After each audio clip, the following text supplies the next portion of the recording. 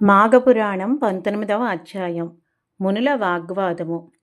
గృత్రుమద మహర్షి జహ్నామునితో ఇట్లు పలికెను. ఓయి వినుము. గోమతీ నది తీరమున పవిత్రమైన నైమిసారణ్యం కలదు.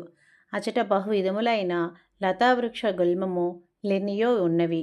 అచట ఉత్తములైన తపోధనులెందరో నివసించుచుండిరి. తమకు నచ్చిన తపమును యాగమును చేసుకొని చుండిరి.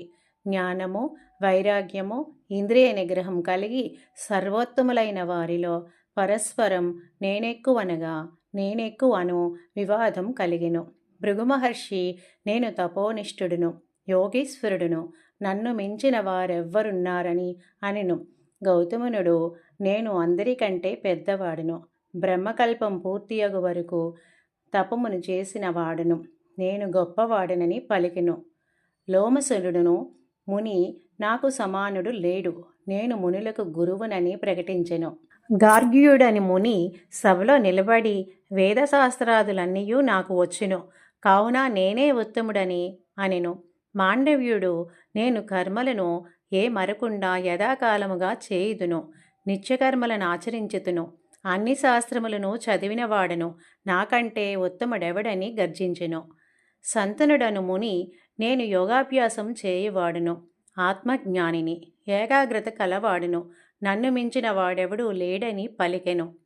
పలస్తుడని ముని లేచి నేను వేదములు శాస్త్రములు అన్నీయూ నేర్చిన వాడును, పెద్దలు కూడా నన్నే గౌరవింతురు, కావున నేనే అధికుడినని అనెను. సౌనకుడను ఆత్మనేత్తలలో నేను మొదటివాడును, నాకంటే పూజ్యులెవరను లేరనెను. ఆ మునివరులు తమ గొప్పతనమును బిగ్గరముగా ఎవరికి వారే చెప్పుకొనిరి. కొందరు కోపమును పట్టజాలక భృగుమహర్షి వద్దకు వచ్చి వాని జడలను లాగి పిడికిళ్ళు బిగించి కొట్టిరి.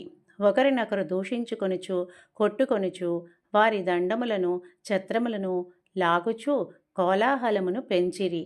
ఇట్లు వారు పరస్పరం వివాదపడుచుండగా కలహప్రియుడైన నారదుడు వచ్చెను. కలహించుకొనుచున్న వారిని మరింత ఉద్రేకపరుచును. వైకుంఠమును చేరి శ్రీహరికి ఈ విషయమును విన్నవించెను. శ్రీహరియు నారదా, ఆ మునులు జ్ఞానులైనను నా మాయకు లోబడి కలహించుకొనుచున్నారు. వీరి వివాదం ఉపాయముచే ఉపశమించజేయవలెను. నాకిష్టులైన సనక, సనందన, సనత్కుమార, సనత్పుజాతులను వారిని వివాదపడుచున్న మునీశ్వరుల వద్దకు పంపుదును. వీరు నలుగురును ఎల్లప్పుడూ 5 సంవత్సరముల వారుగానే యుందురు. వీరి బాల్యమున చతుర్యుగములెన్నియో మార్లు గడిచినవి. వీరితో బాటు వృద్ధుడు బుద్ధిశాలియగు మార్కండేయుని కూడా పంపుదును. అతడు సప్తమహాకల్పములు జీవించువాడు. మునులు మార్కండేయునకు వివాదము జరుగును. నారద, నీవును అచటికి పోయి చూడుము అని పంపెను. మార్కండేయ మహర్షి వివాదపడుచున్న మునుల వద్దకు వచ్చెను. క్రొత్తగా వచ్చిన మార్కండేయ మహర్షిని చూచి వివాదపడుచున్న మునులు వివాదమును ఆపి అస్పష్టములైన మాటలతో వానికి గౌరవమును చూపిరి. మార్కండేయును వారినందరినీ కుశల ప్రశ్నాధికములతో శాంతపరిచెను. ఇట్లు కొంతకాలం గడిచెను.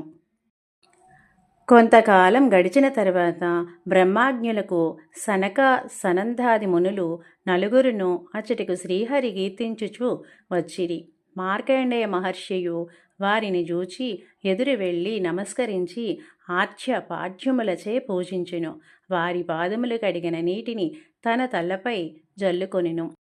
ఇట్లు తమకు పాదాభివందనము చేసి గౌరవించిన మార్కండేయును చూచి సనకాది మునుల ఆశ్చర్యపడి ఇట్లనిరి. మార్కండేయ మునీంద్ర, నీవి వయోవృద్ధుడువు, మునులలో నుత్తముడువు, సప్తమహాసంకల్పము నీ ఆయుష్కాలం.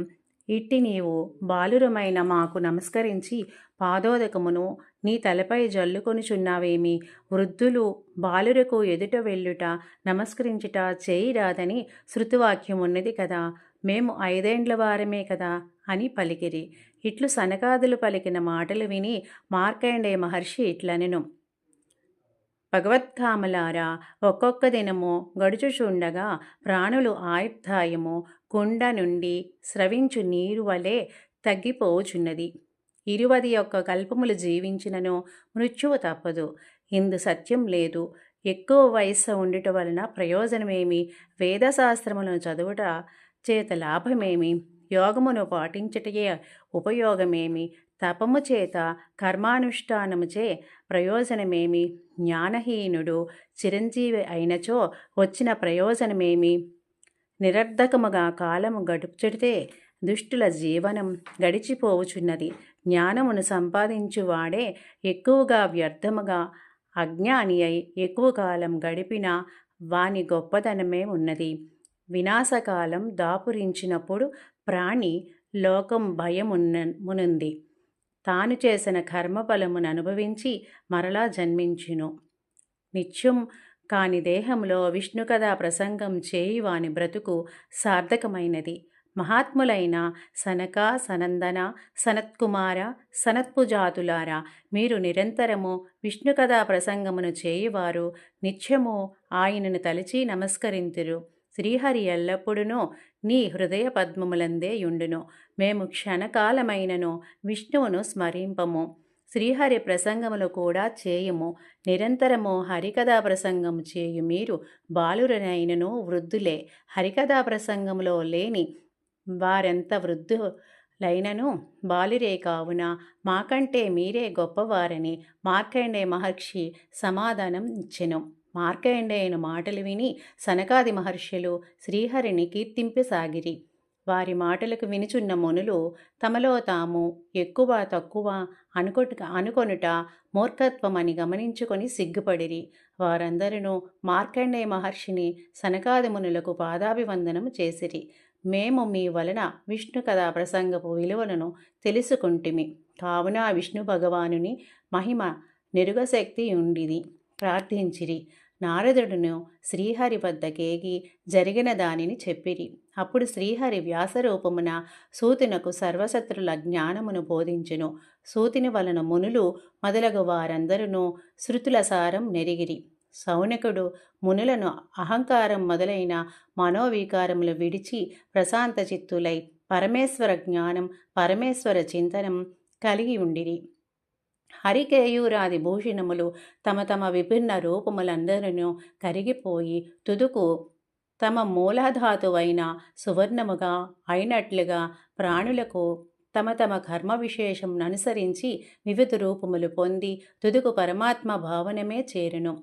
వేదాంగములను సర్వశాస్త్రములను అభ్యసించి పరమాత్మ మాహత్యం నెరిగి పరమాత్మ చింతనమును చేసి భగవదనుగ్రహం నందుడచే జ్ఞానమునకు ఫలితము. మాఘమాసాది వ్రతములు భగవచ్చింత నేను నిరంతరముగా అలవాటు చేసి జీవులకు తరింపజేయును. జహ్వామునీశ్వర మాఘమాస వ్రతాచరణ భగవచ్చింతనమును జీవికి అలవాటు చేయును. అట్టి చింతనము వలన ప్రాణి ఇహలోక సుఖములకు పరలోకములను దుష్కర్మ క్షయమును సత్కర్మాచరణ ఫలమును పొంది భవసాగరమును తరించును. మునులు అహంకారమును మార్కండేయ ముని వినయ వివేకములను సనకానందుల మహత్యమును పరిశీలించి ప్రాణి వినయమును భగవచ్చింతనమును జ్ఞానఫలములని ఎరిగి ఆచరించి భవసాగరమును దాటవలను సుమా అని కృత్రిమద మహర్షి వివరించెను. జై శ్రీమన్నారాయణ.